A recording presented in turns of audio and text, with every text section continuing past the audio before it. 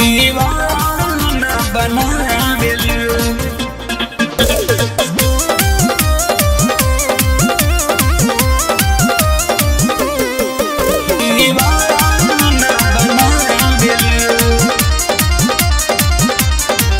तोहर मीठी मीठी मुस्कान हो हमर मारल सुन जान हो। तोहर मीठी मीठी मुस्कान हो हमर मारल सुन जान हो। का कहीं हम कितना गोरी, का कहीं हम कितना गोरी मानवा के भावेलू। ओढ़नी अपन उड़ावेलू दीवाना बनावेलू।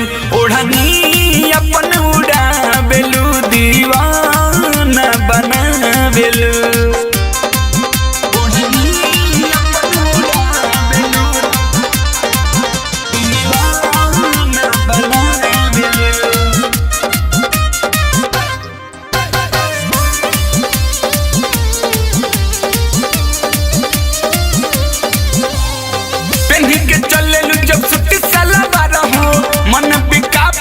जाला हमारा हो तोहरे के खाली देखे के मन करी भइल बा दिलवा दीवाना तुम्हारा हो।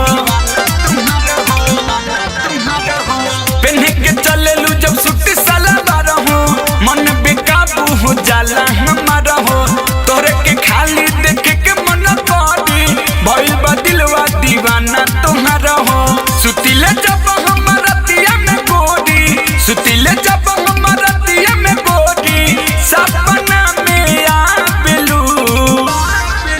ओढ़नी अपन उड़ावेलू दीवाना बनावेलू। ओढ़नी अपन उड़ावेलू दीवाना बनावेलू। ओढ़नी अपन उड़ावेलू दीवाना बनावेलू।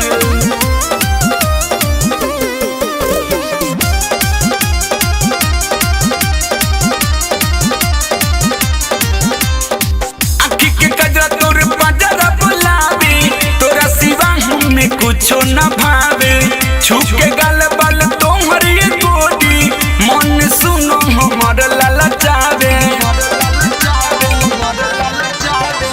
आँखी के गजरा तोर पंजरा बुलावे तोरा सिवा हमें कुछो न भावे। छुक गाल बाल तोहर ये गोरी मन सुनो हमर ललचावे। धीरे दीवाना या सुकिया बेला, धीरे दीवाना